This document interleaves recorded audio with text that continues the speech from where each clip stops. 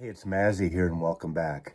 I think some of you who have been here for a while know that when these videos are in glorious black and white, I pontificate on a serious topic, and I just off the top of my head go for it. I turn on record.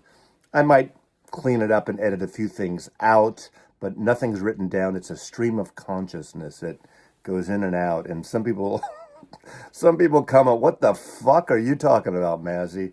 I just wasted 10 minutes or 20 minutes of my life. But I love doing these, and this is a good kind of topic, I think. This is about promotion, promotional records, promotional gimmicks, promo items, all kinds of stuff. Mostly in the music and the record industry. I want to talk about it because it comes up a lot, especially with some of us YouTubers now. For the first time ever in the last several years, getting occasionally promotional copies. This has been a thing literally for 70 years in the record business. Now, this crosses over to any business, right? This is not just records and music, promotional items. If you run a store, if you have a business, you usually promote your business one way or another. Now, think about when you were a child going into a Baskin Robbins or any ice cream store, but I keep thinking of Baskin Robbins. Remember that wanker in front of you that would always want a taste of everything? You get those little spoons, and the server would offer her a taste, and then she'd put the spoon in the disposable and get another spoon, and she'd go through like 30 friggin' flavors of ice cream before she picked on one, or it just ends up getting vanilla. Actually, vanilla is my favorite flavor. Go figure.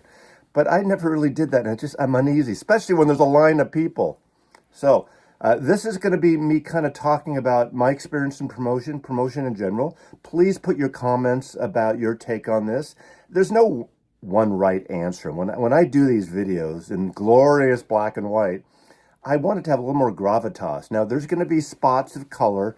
After I record this, I'm going to probably go back and do some inserts of things that illustrate some of the specifics I'm talking about. I'm here, all kind of spiffed up, ready to go. Whatever. Local arts project in Seattle. Weirdo. What a great shirt, right? I feel like Superman here. Anyway, so let's go back. Let's go back to the 1960s. I could go way back in history. This is not a history lesson. This is based on my experience, how it relates to promo, and my take on it. Everyone's got their own take and their own, prejudices or not, and experiences. When you're on the receiving end of getting a promo, you're excited, you love it. When you don't get one and someone else does, there's sometimes it's a little bit of a jealousy, little why that person. You do the work. That's basically, if you do the work, people out in the promo world, whether it's the labels, whether it's the artist directly, whether it's independents, as I said, it happens too, whether it's publicists and PR companies, and that's happening more and more in the music business now too. And on Listen, I get emails every friggin' day on things that are coming up and asking me, as one in the collective, do I want to cover this story or not? And I choose what I cover. I think every reviewer, even though I don't really consider myself a reviewer, but I present the music if I adore it. And I'm not really someone who's going to just rip something apart, especially if it's an independent or an artist who sends me something on their own. But if it's something and there are issues, I will tell you that.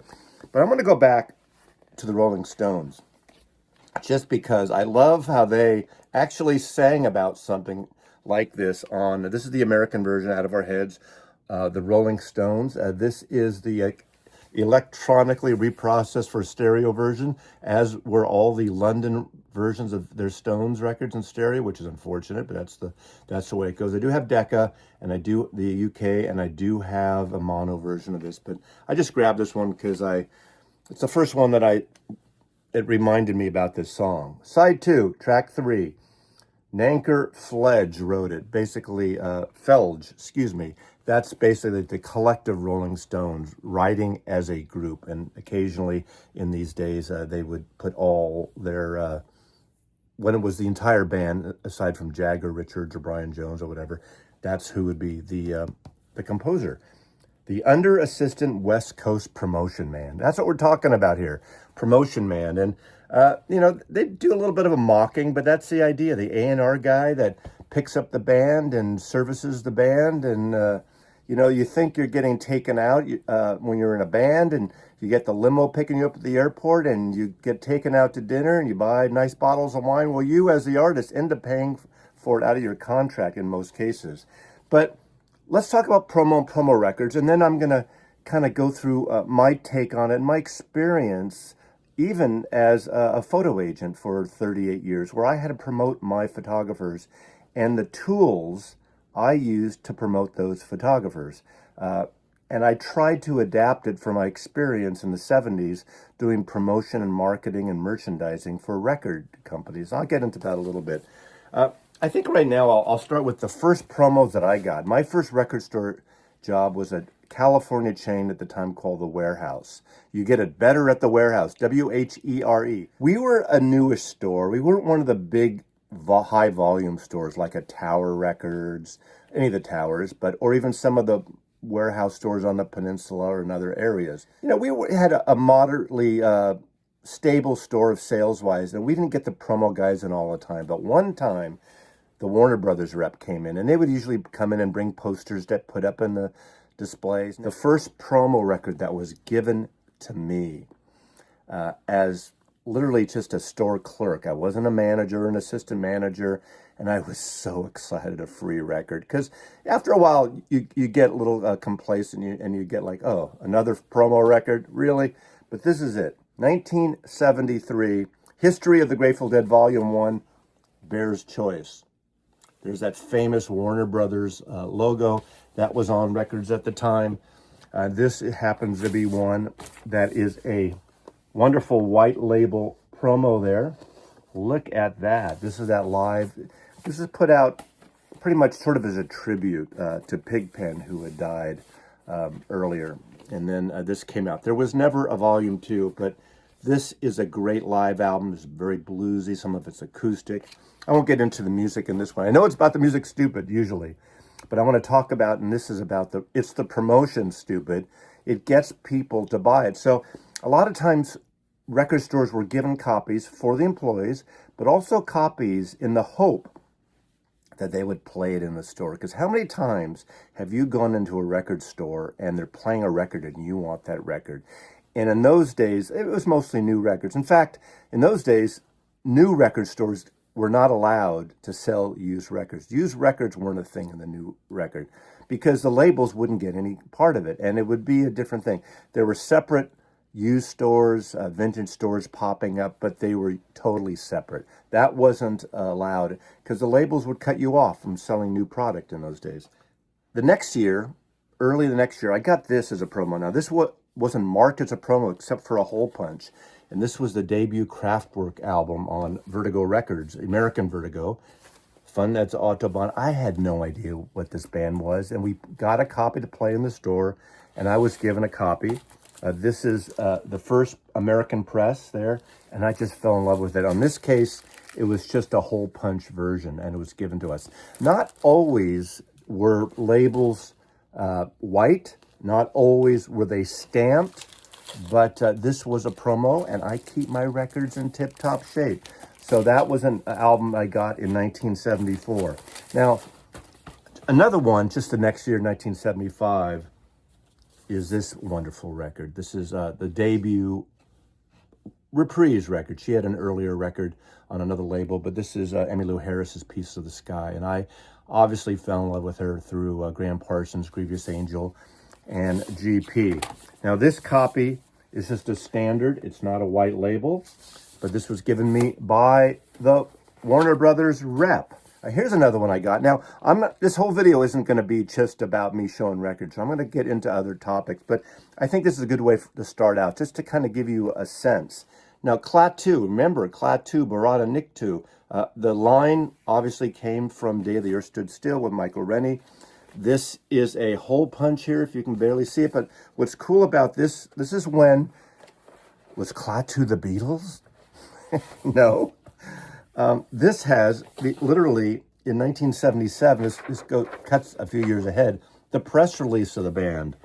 Was this the Beatles? Repros of news articles from music magazines and newspapers. Klaatu, who are they? Are they the Beatles? We never thought they were the friggin' Beatles.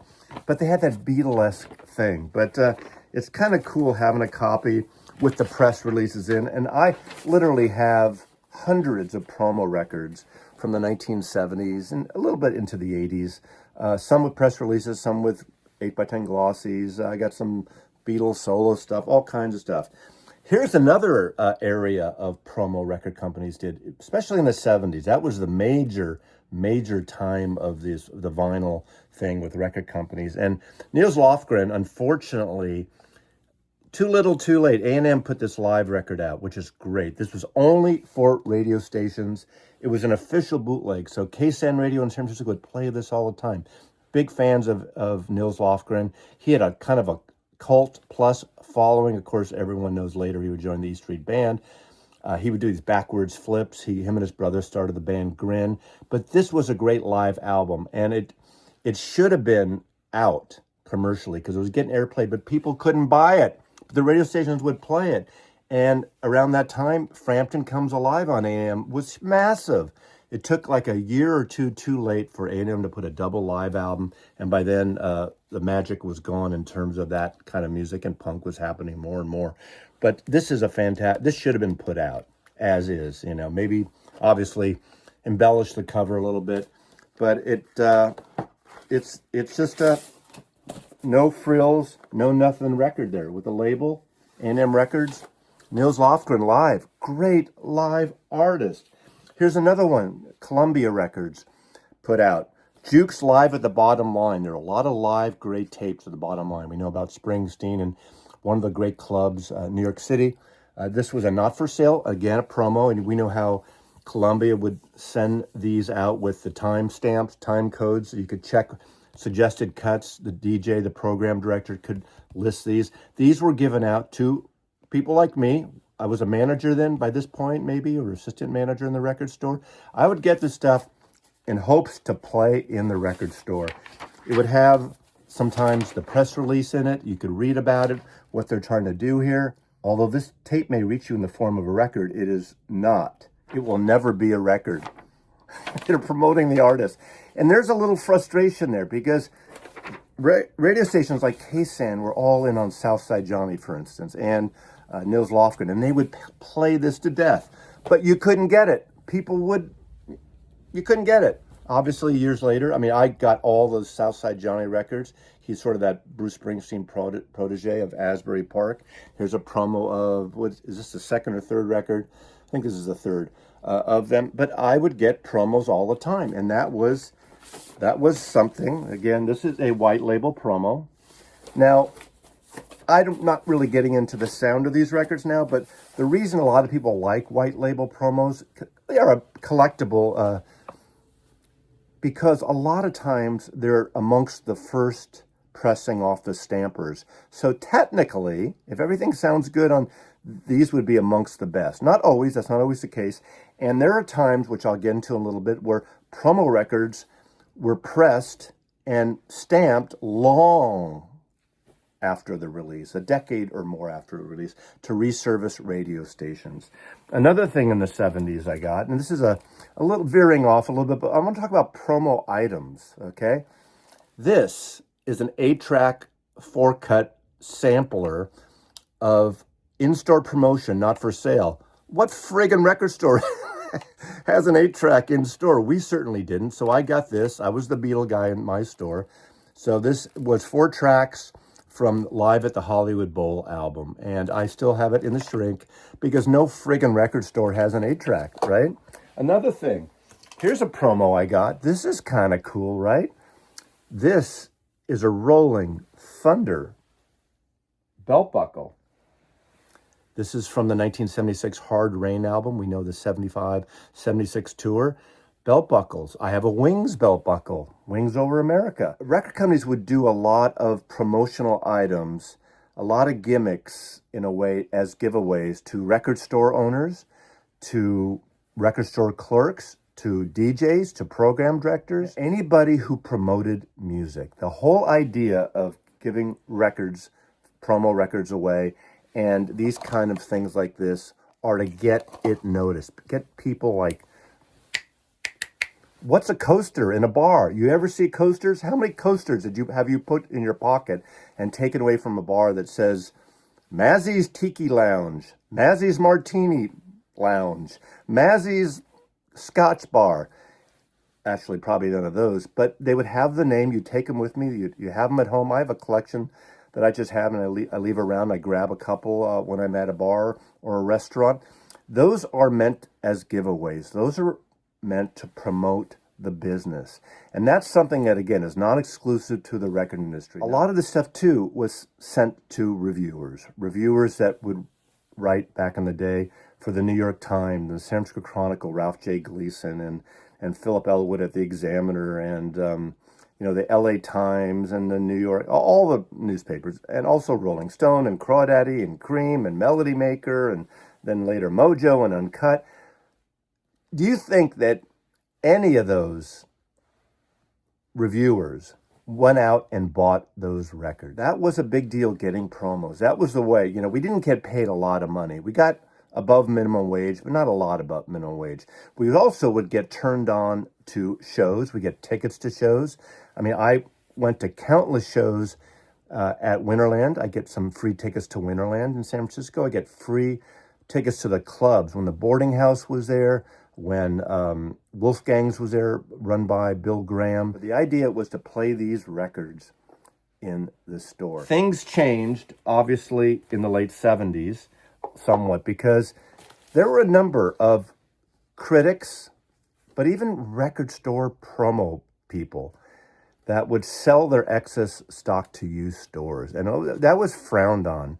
Like in some cases, record promo people would make hundreds or thousands of dollars selling promo off the get-go. Not later on when, 6 months down the line, a year down the line, when the record has already ran its course, the promotion on it, and they have extra copies. That's one thing. But some unscrupulous record store promo people were selling promos that were new and hot. You could go into a used record store and see a promo copy right off the bat. Brand new promo in the stores. I bought a few at some of those stores occasionally because they were cheaper than the new copies. We didn't know about the first pressing stuff. We didn't think of that. We didn't talk about dead wax. We didn't give a crap of who cut the record, who mastered the record. We didn't care. Then, as a result, a lot of these labels on their promos changed. Now, this is a series I just happened to have that I got in I'd say the early 80s. These are American Beatle albums, okay? Obviously, 80s, so this is 20 plus years after the fact. But promo copies were initiated for radio stations because even though they were playing cassettes and things, radio stations mostly were still playing records in the early 80s. CDs hadn't come in yet. Sometimes you'd put a record on a car to hit single, but the FM stations and stations would play records. And record radio would play these records in some cases so much that they'd have to be reserviced, which means a Beatle record. Maybe they weren't playing this, but maybe they were playing, obviously, Rubber Soul, but they've been playing that record for 5, 10 years. They need a new copy of it. And what they would do is, this is a good example, and I have about 9 of these Beatle American early 80s releases. Now look at this. See that? These are promo copies of Beatle records. Now, they're not first pressings. These are from the 80s. Some of these might have been caught by Wally Trugget. I don't remember. They're a little different. But here's my point. See this? I don't know if you can read that. I'm going to read it to you because this is important. They realized that people were selling records, even their own employees, their own promo people. So what this says is, property of Capitol Records, Inc. This album is on loan for promotional uses only. Holder agrees to return it on demand. Attempted sales are void and violation of the law. And in this case, there's actually a serial number. I'm not sure if they ever tracked that, if it said Norman Maslov got this serial number, so if I ever sell this record, they're coming to get me. But we see this all the time. Now, those of you who go and buy used records, I'm sure probably everyone who's watching this video has a handful of promo copies, whether label stamped, whether white label, whether just a hole punch. That's what it is now. Now, obviously, 40 years later, they're not going to come after me. Of course, I haven't sold this yet, but at some point I will, because I probably have like 20 copies or more of Rubber Soul. And I think as a collector, this is kind of cool ass, right? The Beatle ones. And again, I have a bunch of these, There. Just for illustration purposes. That's why they did that. And they were cracking down because too many record people were selling it. Now, I talked about promotion and marketing. The whole idea in any business is to get people aware of your store, whether you send out t-shirts. Of course, now every t-shirt is $40 at a concert, but and I have promotional t-shirts. I remember a handful of promotion t-shirts. There's going to be some inserts here, some of the t-shirts I got. That first year, 1973, I got a Mind Games John Lennon t-shirt from the Capitol rep as well. I have the tongue of the Rolling Stones in the early 70s at one point. They kept putting out the tongue logo of that. I had a George Harrison t-shirt, 33 1/3. I don't think I have a picture of that. I got a lot of promos. I just did a recent video in the late 70s of the Talking Heads puzzle I got that I finally completed, found the missing pieces that I had lost, and I found another copy to complete that. But things like that, a lot of times labels would make really cool things that you want to get, that you would pay attention to. Now, what I would do in my business was to promote my photographers, commercial photographers, to ad agencies, movie studios, record companies, corporation, food packaging things. And obviously it was about getting in front of them to show the portfolio of the photographer, which I did a lot. I would do buttons from my logo. There was a shot that one of my photographers, Michelle Clement, took of me, and that's the one I use here on the channel to this day, of me with a fedora holding what was a Hasselblad camera on it. And that sort of became my logo. And I give buttons like that. I'd have promotional package. We would do printed pieces that I would hand out and leave behind. Because once you go and do a presentation for a customer, once you're gone, they don't remember you. You need to have something that put in their hand physically. And then in 2017, I put together a poster. My friend, a designer, Ron Walter, put it together for me. And it was basically a poster that paralleled the 50th anniversary of the Summer of Love. And since I was in San Francisco, I had this image on the front of a photograph that Michelle Clement had taken of my son when he had long hair. And I had all the names of photographers I represented, very reminiscent of the Fillmore and Avalon posters of the 1960s. I remember days when I did work for ABC and did merchandising and did marketing and promotion, going to the stores with posters and promos. We would sit one day, maybe every other week, in the parking lot of Tower Records near Fisherman's Wharf, Columbus and Bay. And there'd be the Columbia promo guy and the Warner Brothers and the RCA and the Arista, A&M, whatever some of those labels had overlapping companies, Warner Brothers, with trunks open, and all of us would be trading promos. I'd give my copies of Asia and Jimmy Buffett and Tom Petty records and some Coltrane and some of the ABC Impulse to people when we would issue some of those twofers repackaged in the 70s. I would get the Warner Brothers stuff. Of course, the Warner Brothers and the Columbia were the most popular because they had the coolest friggin' artists. I mean, A&M too, depending on the time. Arista, yeah, depending on the time. Of course, Lou Reed and Patti Smith, and well, you know the rest. So that's pretty much my stream of consciousness discussion on promotion. It serves a purpose. So my guess is if you have a small business or you're a business owner, you do some kind of promotion, whether it's giving out a hat or a t-shirt or a cozy. Look at all those companies that make beer cozies and t-shirts and mugs. That's the part and the art of promotion and merchandising. And that's something that has been in the record industry going back since the 1920s and 30s and beyond. You know, those Nipper dogs that I have, one from RCA, were given to stereo and hi-fi shops to represent his master's voice and RCA Records in America. Those were given to the stores as a promotional item, as a merchandising. To you walk in the store, you remember RCA Records. So I just wanted to share that and have a little discussion with myself for your edification.